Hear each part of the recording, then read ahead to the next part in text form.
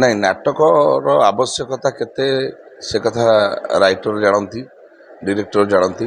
ଯେଉଁ ସଂସ୍ଥା ନାଟକ ମାଧ୍ୟମରେ ଲୋକମାନଙ୍କ ପାଖରେ କିଛି ଖବର ପହଞ୍ଚେଇବ, ଯାତ୍ରା ସଂସ୍ଥା, ତାର ମାଲିକ ଏସବୁ ଜାଣନ୍ତି।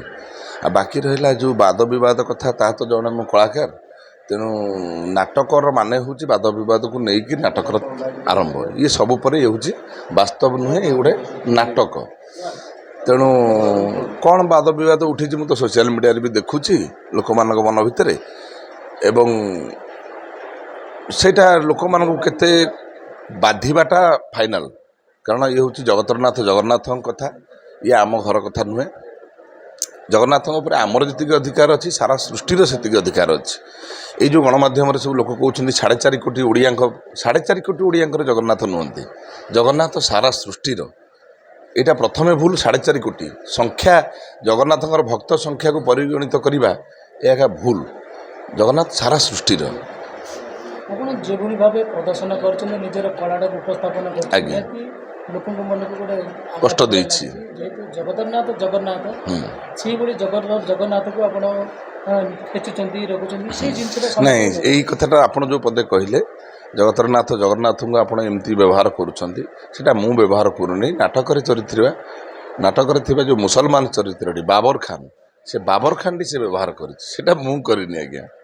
ଏ ଗୋଟେ ଚିତ୍ର ନିହାତି ମନୁଷ୍ୟ ସମାଜରେ ଗୋଟେ କଷ୍ଟ ଦେବ କି, ଯେହେତୁ ଆପଣ କହୁଛନ୍ତି ଗୋଟେ ବାବର ସେ ଗୋଟେ ଅନ୍ୟ ସମ୍ପ୍ରଦାୟର ଲୋକଙ୍କର କ୍ୟାରେକ୍ଟର ଏଭଳି କରିଯିବ, ଏଭଳି ଦ୍ୱାରା କିଛି ଅଭାବନୀୟ ଘଟଣା ଘଟିପାରେ କି? ନାଇଁ, ଅଭାବନୀୟ ଘଟଣା ଏ ମଣିଷ ଚାହିଁଲେ ସବୁ କିଛି କରିପାରେ। ବିଗତ ଦିନରେ ରାବଣ ଯେତେବେଳେ ସୀତାଙ୍କୁ ଅପହରଣ କରି ନେଉଥିଲା, ସେ ବନ୍ଦାପନା କରି ନେଉନଥିଲା, ସିଏ ବି ମାନେ ଯେମିତି କିଡ଼ନାପ୍ କରି ନିଅନ୍ତି ସେମିତି ନେଉଥିଲା।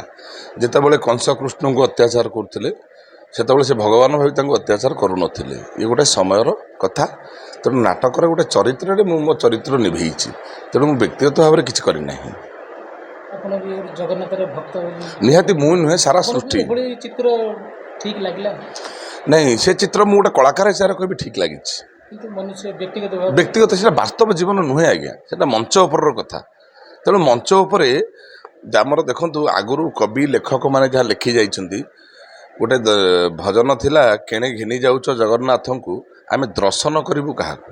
ସେ ଦର୍ଶନ ଆକ୍ଚୁଆଲି କିଛି ଓଡ଼ିଆ ସମ୍ବିଧାନରେ ନାହିଁ। ତେଣୁ ଆଉ ଗୋଟେ ଥିଲା ଗୀତ ଆମର, ମୟୂରୁ କି ତୁମ ଆକାଶେ ମୁଁ ଦିନେ ମେଘରେ ମଲ୍ଲାରେ ମେଘ ସାଜିଲି, ସେ ଯେଉଁ ଗୀତଟି ଥିଲା, ଚନ୍ଦ୍ରିକା ତୁଳି ନାଚିଲ ଗୋ ତୁମେ ଇନ୍ଦ୍ରଧନୁ ମୁଁ ଆଙ୍କିଲି। ସେଠି ଯଦି ଆମେ ବ୍ୟାଖ୍ୟା କରାଯିବ, ମୟୂରୀର ଚନ୍ଦ୍ରିକା ନଥାଏ, ଚନ୍ଦ୍ରିକା ଥାଏ ମୟୂରର। ତେଣୁ କବି ଯେହେତୁ ଲେଖିଦେଇଛନ୍ତି ମୟୂରୀ, କବି କଳାକାର ଏମାନେ ହେଲେ ମେଣ୍ଢା ମୁଣ୍ଡ। କାହିଁକିନା ଏମାନଙ୍କର ଭାବନା ରାଇଜରେ ଥରେ ପଶିଗଲା ପରେ, ଭାବନାରେ ମଣିଷର 4ଟା ମୁଣ୍ଡ ହୋଇପାରେ, 4ଟା ହାତ ହୋଇପାରେ। କବିର ଭାବନାରେ ଯେକୌଣସି କଥା ହେଇପାରେ। ତେଣୁ ବାସ୍ତବ ଜୀବନ ଆଉ ଅଭିନୟ ଜୀବନ ଭିତରେ ଆକାଶ ପାତାଳ ଫରକ ଅଛି। ନିହାତି ଜଗନ୍ନାଥ ପ୍ରେମୀଙ୍କ ମନରେ ଆଘାତ ଲାଗିଛି। ନାଇଁ, ହଜାର ହଜାର ଜଗନ୍ନାଥ ପ୍ରେମୀଙ୍କ ମନରେ ଯେଉଁ ଆଘାତ ଲାଗିଛି, ଏଇଟା ନାଟକ ନ ଦେଖିବା ଜଗନ୍ନାଥ ପ୍ରେମୀଙ୍କ ମନରେ ଆଘାତ ଲାଗିଛି। ଆମେ ନାଟକ ଆଜିକି 1.5 ମାସରୁ 2 ମାସ ହେଇଗଲାଣି ମଞ୍ଚସ୍ଥ କଲୁଣି। ଯେତେ ଗୁଡ଼ାଏ ଜାଗାରେ ସିଂହବାହିନୀ ଯାତ୍ରା ପଡ଼ିଛି, ସେସବୁ ଜାଗାରେ ବି ଆମେ ନାଟକ ମଞ୍ଚସ୍ଥ କରିଛୁ। ସେଠି ରାତିରେ ବି 3000 4000 ଲୋକ ନାଟକ ଦେଖୁଛନ୍ତି। ସେମାନେ ବି ଓଡ଼ିଆ, ସେମାନେ ବି ଜଗନ୍ନାଥ ପ୍ରେମୀ, ସେମାନଙ୍କ ମନକୁ ବି ବାଧୁଥିବ।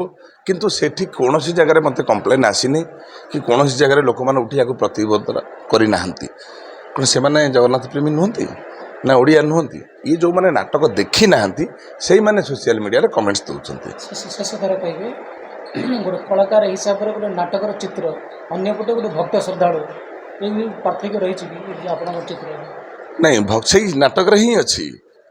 ମୋର 2ଟି ଚରିତ୍ର, ଗୋଟେ ବାଇଆ ଚରିତ୍ର, ଗୋଟେ ବାବର ଚରିତ୍ର। ନାଟକର ପ୍ରଥମରୁ ବାଇଆ, ଯିଏକି ଭଗବାନଙ୍କୁ ବହୁତ ଭଲ ପାଏ, ମଣିଷକୁ ଗରମ ହେଲେ ପ୍ରଭୁଙ୍କୁ ଗରମ ହେଉଛି ବୋଲି ଭାବି ଭଗବାନଙ୍କୁ କାନ୍ଧରେ ବସେଇ ନେଇ ବାହାରେ ବୁଲେଇ ପବନ ଖୁଆଏ। ଏବଂ ସେ ନାଟକର ଡାଇଲଗ୍ ସଂଳାପ, ପ୍ରଥମ ଡାଇଲଗ୍ ମୋର ଅଛି, ଜଗନ୍ନାଥଙ୍କୁ ନେଇ ପ୍ରଶ୍ନ କରାଯାଏନି, ଜଗନ୍ନାଥଙ୍କର ଜୀବନ ଅଛି। ନାଟକର ଚିତ୍ରଟା ଆବଶ୍ୟକତା ରହିଛି? ନାଇଁ, ଆବଶ୍ୟକ ଅଛି କି ନାହିଁ ସେଇଟା ମୁଁ କେମିତି କହିବି? ମୁଁ ତ ଜଣେ କଳାକାର, ମୋତେ ଯେତିକି ଲେଖା ଦିଆଯାଇଛି ମୁଁ ତାକୁ ହିଁ ନିଭଉଛି। ସେଥିରେ ସେ ପ୍ରଥମରୁ କହିଛି, ଏଇଟାକୁ କି ଲୋକମାନେ ବୁଝୁନାହାନ୍ତି। ସେଠି ସିଏ ଜଗନ୍ନାଥଙ୍କ ସହିତ ପୁରା ଲେସି ହେଇଯାଇଛି, କିନ୍ତୁ ତାଙ୍କୁ ସେଇ ଯେଉଁମାନେ ମୂର୍ତ୍ତିଚୋରମାନେ ଆସିଛନ୍ତି, ସେ ମୂର୍ତ୍ତିଚୋରମାନେ ପ୍ରଥମ ଚରିତ୍ରକୁ ମାରି ଦେଉଛନ୍ତି।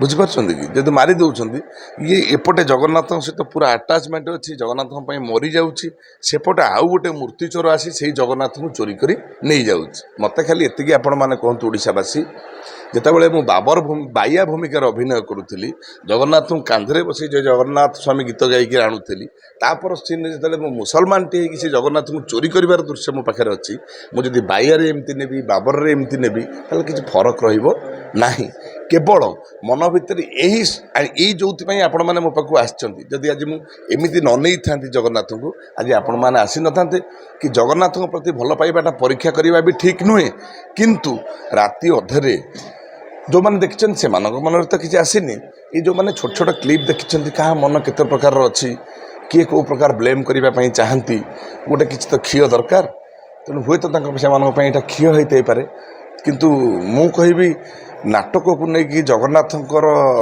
ସଂସ୍କାର ଜଗନ୍ନାଥଙ୍କର ଯେଉଁ ତାଙ୍କର ଯେଉଁ ଅଛି ମହିମା ୟାକୁ ଆମେ ଏପଟେ ସେପଟ କରିବା ତୁଳନା କରିବାଟା ମୋତେ କାହିଁ ଉଚିତ ମନେ କରୁନି ସେ ଛୋଟିଆ ଲୋକ ନୁହନ୍ତି ସେ ପ୍ରଭୁ ଜଗନ୍ନାଥ ଆମେ ଗୋଟେ ନାଟକରେ କରୁଛୁ ମୁଁ ଯଦି ରାବଣ ରୋଲ୍ କରିବି ମୁଁ ତ ରାମଙ୍କୁ ଅତ୍ୟାଚାର କରିବି ମୁଁ ଯଦି କଂସ ରୋଲ୍ କରିବି ମୁଁ ତ କୃଷ୍ଣଙ୍କୁ ଅତ୍ୟାଚାର କରିବି ବିଶ୍ୱ ପ୍ରସିଦ୍ଧ ଧନୁଯାତ୍ରା ଆମର ହେଉଛି ସେଠି କଂସ କୃଷ୍ଣଙ୍କୁ ବହୁତ ପ୍ରକାର କଥା କହୁଛି ଏବଂ ତାଙ୍କର ଯେତେବେଳେ ଫାଇଟିଂ ହେଉଛି ସେ କୃଷ୍ଣଙ୍କୁ ବି ଗୋଟେ ଯଦି ଦୁଇ ଜଣ ମରାମରି ହେବେ ଖାଲି କ'ଣ କୃଷ୍ଣ ମାରିବେ କଂସ ତ ଗୋଟେ ଦିଟା ପୁଣି ମାରିଥିବେ ଏଣ୍ଡରେ ସିନା କଂସ ମରିଥିବେ ଆମେ ସେଠି କହିବା ସେ ଲୋକଟି କାହିଁ ଆମ କୃଷ୍ଣଙ୍କୁ ମାରିଲା ଏ ତ ମୂର୍ତ୍ତି ସେ ତ ଜୀବନ୍ତ ମଣିଷ ଜଣେ ମୁକୁଟ ବଇଁଶୀ ଧରି କୃଷ୍ଣ କରୁଥିବ ନା ନାଟକ ବାଟରେ ନାଟକ ବାସ୍ତବ ସହିତ ସମାନ କରିବା ଠିକ୍ ନୁହେଁ।